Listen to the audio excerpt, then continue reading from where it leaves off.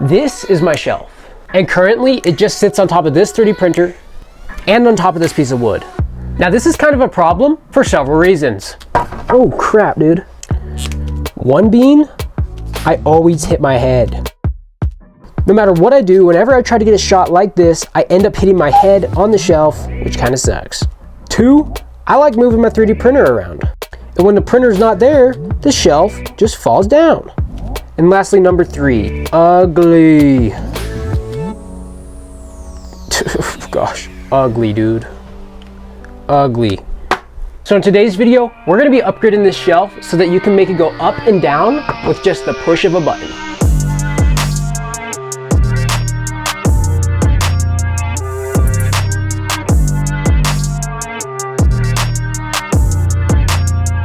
Now the way we're gonna do this is pretty simple. We're first gonna make a system that hooks onto the ceiling of my roof.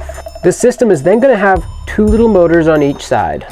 So each motor has two pieces of string that go up to a pulley. The string then goes down and attaches to the end of the board. We then have a little button down here somewhere that we can press, and it sends a signal up to the computer inside the module on my ceiling. This computer then tells the motors to turn in certain direction, allowing this to go either up or down. Then I don't have to hit my head on it at all, and it don't have to look ugly. It's actually pretty sick, I think. And yeah, we don't have to have the 3D printer in the way to hold it up. I'm also gonna make some custom cutouts inside the wood here, so I can have my phone be looking directly down, and it's super easy just to slide it in. Now some of you guys may be wondering, how am I gonna control this thing? Well, that's with this. This is an ESP-32, also known as a microcontroller. Microcontrollers are basically the brains of your computer things. For example, here's a list of a bunch of things that have a microcontroller in them. There's a pretty good chance you have one in your house right now. Now there's a bunch of different types of microcontrollers, but today we're going to be using what's called an ESP-32. Now you can program these things to control a bunch of different stuff. Now the great thing about using a microcontroller like this is that they're super cheap to get, and they have a bunch of pins, these things right here. These pins allow you to connect a bunch of different things, such as sensors, motors, things like that.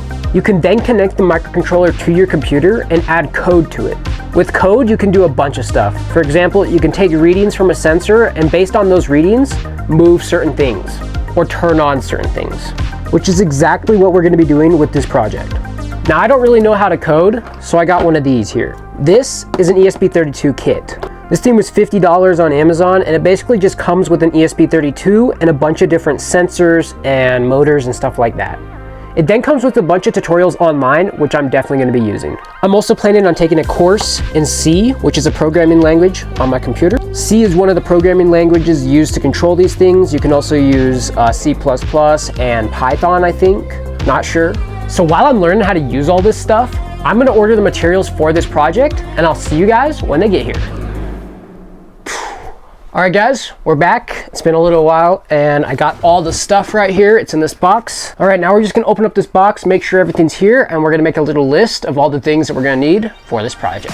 Solderless breadboards, extra 3D printer filament. I'm not sure how well this is going to work, but it's just a soldering iron from Walmart, so yeah. A digital multimeter, terminal blocks, 24 gauge wire. We're going to need this. 20 gauge wire, so a little bit thicker, I think. Let me just check. Buck converters, connector pieces, solder, GPIO pin extenders, stepper motor drivers, the ESP-32 right here, heat shrink tubing, and last but not least, the subscribe button. Make sure you guys go hit that subscribe button if you're enjoying this video already. Definitely gonna need this one. Though you guys probably noticed we're missing a few components, and that's because of this. This is my old Ender 3 3D printer that I don't use anymore because it just sucks. And also I just got a Bamboo Lab one. So I don't really use this 3D printer anymore, and it comes with a bunch of stuff that I just don't want to have sitting around or just don't want to throw it away. For example, this is the power supply here. And I was actually thinking about using this power supply in this project here because I have it and why not? Now this 3D printer comes with a bunch of stepper motors, these things right here, which are actually used to move everything on the 3D printer. So for this project, I'm going to be taking these off and using these to move the shelf up and down. And yeah, that's about it. There's like a couple other things we could use for future projects, but I do want to use these stepper motors and the power supply for this project. So now what I need to do is figure out how to get these stepper motors off, but let's give that a shot.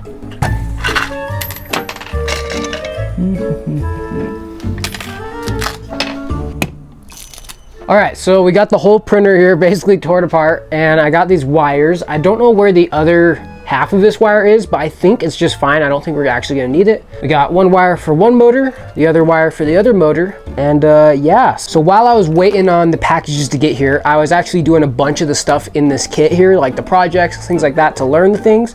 The kit actually came with one of these stepper motors. Now, I've bought in one of these kits before, but I didn't use any of the stuff in it, so I also had another one of these little stepper motor things. Stepper motor things are great for these like little projects and stuff they have in the thing, but they're not really too strong.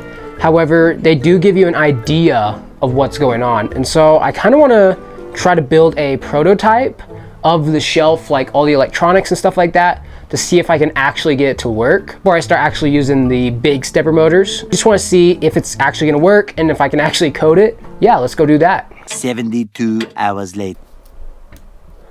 Okay guys, so I got all this stuff set up here. I can't lift it up. Oh wait, here we go. All right, so we got all this stuff set up here. And this is for the first test of the button feature with the stepper motors. This isn't the same stepper motor that we're gonna be using in the actual shelf, but it is a test and the code should work about the same. This is it. I got the code here, had ChatGPT help me with a little bit of it, but what we're gonna be doing is unplugging this, plugging it into my portable charger here. Okay, everything should be a go. So now if I press this button, it should start spinning, but oh my gosh. Holy crap. Let go, it stops. Okay, now if I press the other button right here, should spin the other way, so. That doesn't seem to work. Wait a second, hold up. All right, now I'm gonna press the opposite button here. Should spin the opposite direction. Holy crap. Holy crap, that's so cool. All right guys, so now all we need to do is figure out how an ultrasonic sensor works, because I want to hook an ultrasonic sensor to the bottom of the thing. That way we can get readings of where the shelf's at, and then that would help the homing feature of the stepper motors actually work. And so we need to figure that out, but I'm super impressed that we got this figured out here. This is like so sick how you just press a button and it turns. That's so cool. All right, let's get working on that ultrasonic sensor. All right guys, so we got this ultrasonic sensor here set up. I figured out how it works. It's actually pretty simple. It shoots sound out of here, bounces back, it measures that distance, and then does a little calculation. As we can see here on the computer, I have the distance there that you can see. It's constantly updating. Right now that's between here and the 3D printer. Basically what we're gonna be doing is attaching this onto the bottom of the system that's gonna be lowering down from the ceiling here. And it's gonna be angled at the actual shelves. And we're gonna measure the distance between the top of that thing and the shelf. And then we're gonna use that to kind of make an auto homing setting. So when I press a button, the motors automatically move the shelf up or down until that value is met. So what we need to do now is connect this up to the stepper motor system, and then make a little thing that checks to see if this value has been met or not, and if not, it's gonna move the motors. So let's give that a shot. All right guys, so basically what I did here was I set back up the stepper motors. I actually got two connected here, and we got the ultrasonic sensor, and then I got 4 buttons. 2 sets of buttons are just buttons you have to hold and press. Other ones should take data from the sensor and move automatically depending on what they got here. First of all, if we press these buttons, the things should move. So I'm gonna press this button. Wrong button. Nothing's moving, guys. Okay, looks like the sensor is working, but none of the buttons are. So I think I figured out what the problem is, but I'm not too sure how to fix it yet. I'm still trying to figure that out. All right guys, so we're back here. It's the next day, and I actually got the problems figured out. I got both of the homing buttons working. All of these normal buttons are working here. And so if I press this one, boom, you can see the motor spin one way. I'm gonna press the other button right next to it. Spins the other way. These ones here, I have it aimed at the wall here, and I have the distance here set to be a little bit smaller than what I'd actually have on the full program. But if I press this button, boom, you should see they start moving. Why is that one not moving? Oh, it's just a loose wire. So yeah, with this setup, the wires are loose. It's not the best, but anyways, you can see they're moving. Now, if I put my hand in front of the sensor, they should stop. Boom, you just saw the lights get killed there and they stopped. And I lift it up and they don't start back up. That's perfect because that's exactly what we need for the homing sequence. Basically the other button does the same thing but spins the motors the other way. So you can see they're spinning backwards now. And if I put my hand in the way, they stop, which is so sick. Press this button, spin the other way, put your hand in the way, boom. But yeah, what we need to do now, figure out where we want to place the system, because I want this whole area to be covered right here. I want to be able to look at my table and also get cool time-lapse shots of the 3D printer. And so I kind of want to place it like probably right here, and then the whole thing's just going to span across. Yeah, we also need to design the housing for the electronics, and the upgraded electronics, they won't be this wiry like mess. It'll be a little bit more organized. But yeah, we need to design the housing for the power supply, all that stuff, and it's got to fit up on the roof there, or up on the ceiling. And so we need to do that, so let's get to it.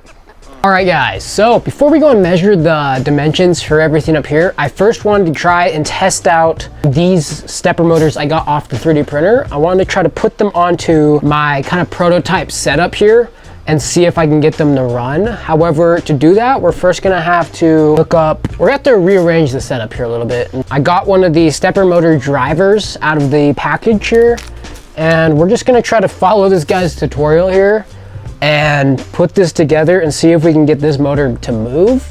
So yeah, let's hope this guy knows what he's doing here. So long story short, I watched the guy's tutorial and it was actually pretty good. However, I did not have the right capacitors and I didn't want to risk not using any capacitors just in case something would burn up.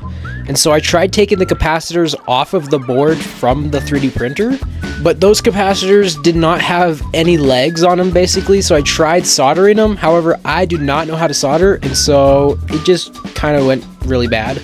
So I actually just gave up and went and ordered a large pack of capacitors of a bunch of different sizes. And despite failing pretty bad at soldering, I wanted to learn more, so I spent the next week while I was waiting for the capacitor to get here to practice soldering, and I actually soldered quite a bit. I practiced soldering the GPIO pin extenders. However, I did run into an accident and accidentally grabbed the soldering iron, which really sucks because I burnt the heck out of my fingers, but it is what it is. Despite that injury, I continued to solder and actually pulled out some pretty good solderings. What I don't know what you call them, but I don't know. I thought they were pretty good.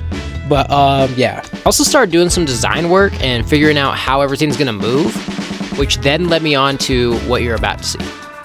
All right, it's been a little over a week since that last clip, and I actually went and ordered a pack of resistors, including the ones I need and just other ones for future projects. I also went and did a bunch of 3D modeling and design. For example, I made this like spool and gear setup here. But yeah, once these things got here though, I immediately went and put them into the system and gave it a shot, and there's kind of a problem. What the heck? So yeah, it's really loud, and I think that's probably because I designed these things so that they could actually fit together. However, I designed them a little loose, so everything's a little loose. It's kind of hard to tell. So due to them being made out of plastic and me not getting everything exactly precise, they're really shaky and it's kind of out of alignment. Right now, I basically want to fix this jitteriness, and there's a few ways I can do this. First of all, we can get these parts so that they're designed a little bit better. By better, I mean that they fit a lot tighter. I could also switch over to metal pieces, like get them CNC machine. However, that's kind of a last resort thing right now. I don't really want to do that. And another solution we could use is belts. Now I got this belt from the same 3D printer that we took the stepper motors from, which means we're gonna be reusing more of the 3D printer, which is good. By going down this route, I could design a system that allows us to tension the belts at just the right setting, which would allow us to have smoother control over the spool system. So that's exactly what I did. I first started by changing up the entire spool design, by adding special grooves in it that allowed the rope to be easily wound around the spool. I then went and also took a bunch of bearings off the old 3D printer, which allowed the spool to have a smoother and quieter spin. Along with this, I made the case that the stepper motors are in slide on a rail. This allows you to tension the belt by pulling back the stepper motor and tightening down the little bolts I made. With all these changes, the new spool design ended up being a lot quieter and a little bit cooler in my opinion. However, there were still a few problems we needed to fix. Now that you guys have seen the new design, let's see it pick up some stuff. All right, here we go. Here we go. Oh, what the heck's going on? The gear thing right here is actually unscrewing from the spool. So let me go tighten that up real quick. Now we're gonna spin this thing the opposite way. That way it don't unscrew itself. Oh, dude, with ease. Now there's a problem right there. Okay.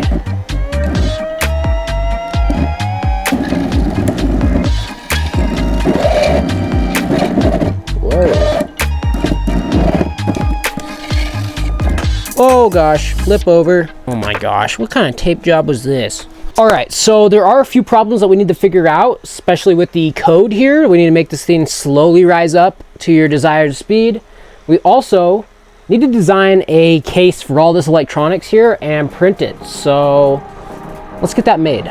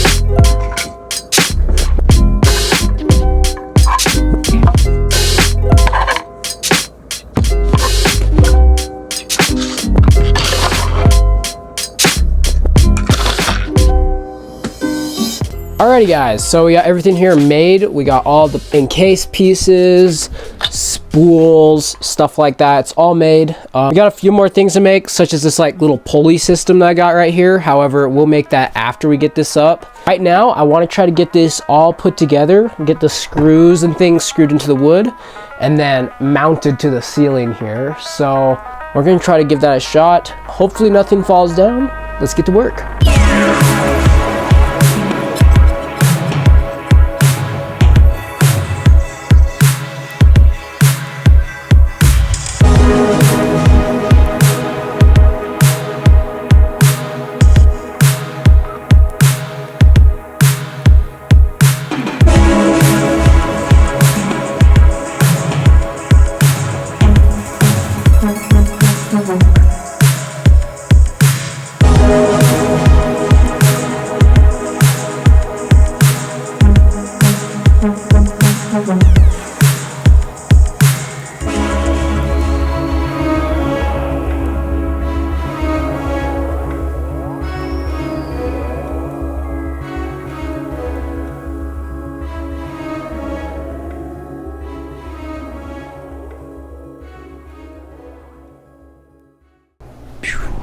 All right guys, it's the next day. We got the main case right here. There are a few more things we need to print. However, today I'm gonna be working on the, what the heck?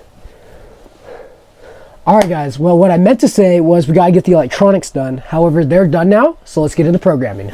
All right guys, so I've went ahead and I've written a pretty simple script that should go through all of the systems on here, including the motors, the sensors, and the little knobs. And it should just go through that all and kind of test it. And so let's see if it works. Nothing's working. What the heck? Okay.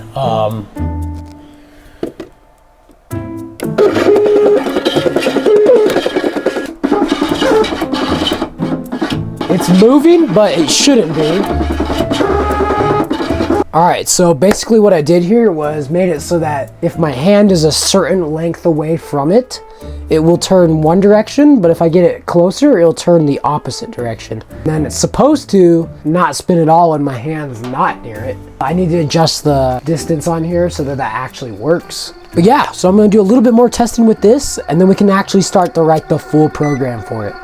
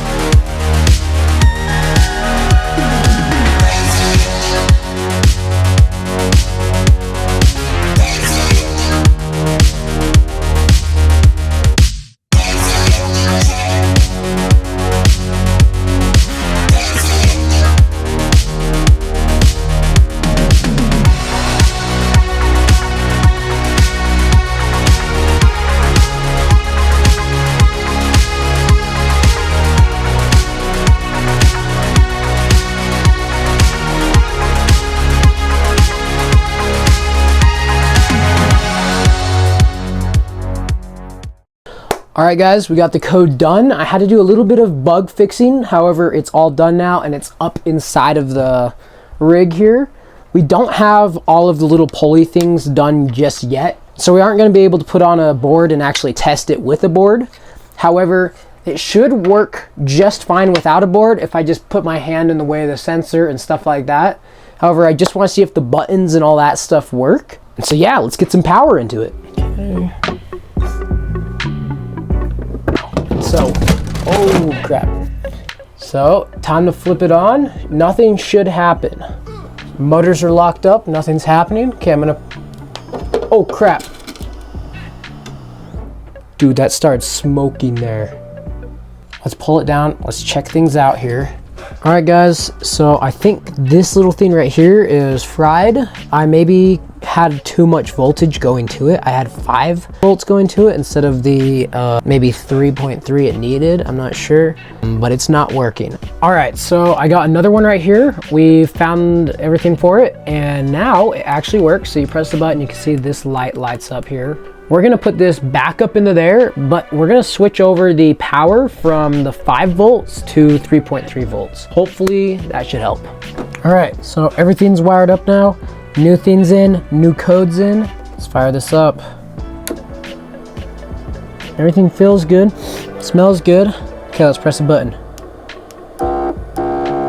Oh my gosh. Okay, this button not working.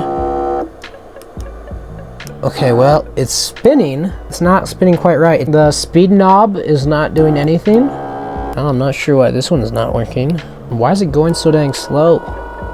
All right, well, I'm gonna have to dabble with this a little bit, so yeah. So that's exactly what I did. I basically went and took it apart, put it back together a ton of different times. Also, I had to rewrite the code a lot, mainly because that code you just watched me write was actually really bad. Like, there's a lot of mistakes that I don't know what was going through my head, but like those would have not even made any sense. So yeah. But anyways, I went and did all that, did a bunch of other stuff, testing different button features and stuff like that, making sure all those things were working. And that leads us to where we are today.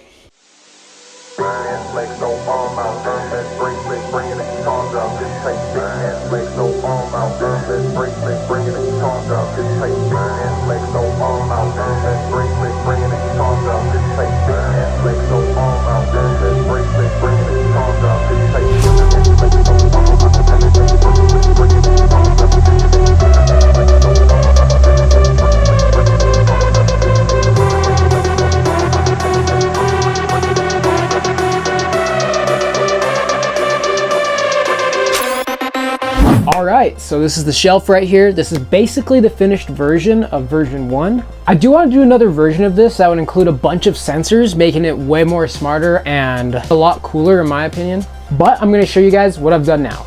First things first, I added the remote to the thing on the wall down here so I can easily control it and not have to reach clear up there. And as you guys can see, I've added these little pulley things right here, which bring the rope out a little bit further, and I think they might help it lift a little bit more. I'm not too sure. I also noticed while filming a video on a new 3D printer I got that the scene tends to wobble a lot, as you can see right here. So to fix that, I made these little things right here. These are little stabilizing arms. You just pop them onto the back of the board and they kind of push it out from the wall, but also keep the board stabilized. So even if I do accidentally bump it, it might wiggle a little bit, but it's not as crazy as it was before. So now you guys have seen what I've done with this thing, let's turn it on and see what it can do. So now that it's on, I'm gonna show you guys what these buttons do and actually it moving. First of all, we have your normal up and down buttons. You have to press these and hold them to make it go either up or down. However, it takes a while to go up and down. They're only being one speed. So I made these buttons right here. When you press one of these buttons, it automatically goes either up or down depending on what one you press, but you have to press it again to stop it. So while it's going up, I'm gonna tell you guys about the things I had to take away. Unfortunately, I had a speed knob right here. This allows you to adjust the speed to however fast you want it to go, but I had to remove it due to a lot of bugs. Now there's also another thing I took away, and that's the ultrasonic sensor right here. I really wanted to add the ultrasonic sensor because it would allow you to basically do the same thing that this is doing right now, but you wouldn't have to press the button again to stop it. It would just automatically stop the system. But for some reason, both of my ultrasonic sensors like burn out or something, I don't know.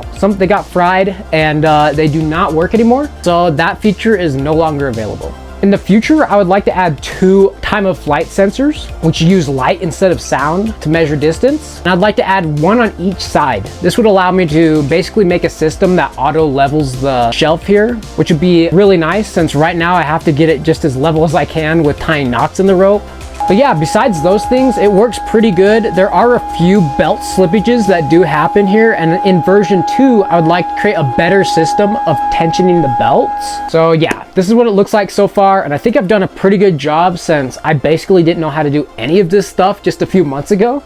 Now, it may not be the best thing, but it is pretty cool to me, at least. So yeah, if you guys enjoyed watching my journey along the way of making this whole thing and making it just actually work and stuff, make sure to go and hit that like and subscribe button. It would help out a lot. And if any of you guys want to make something similar to this, I'm not going to leave the actual things in the description because this thing really sucks and I bet there's way better ways to make it. However, if you don't know how to code or any of that stuff, I will leave a link to the ESP-32 kits and stuff like that down below so that you can go look at those, maybe buy one if you want, and go figure out how to do this stuff. Also, I'll leave a link to the courses I took on this. It was all completely free. The only thing that cost money was the actual kit. And so yeah, if any of you guys are interested in that, check the link in the description. But with that, I'll see you guys on the next one. Bye.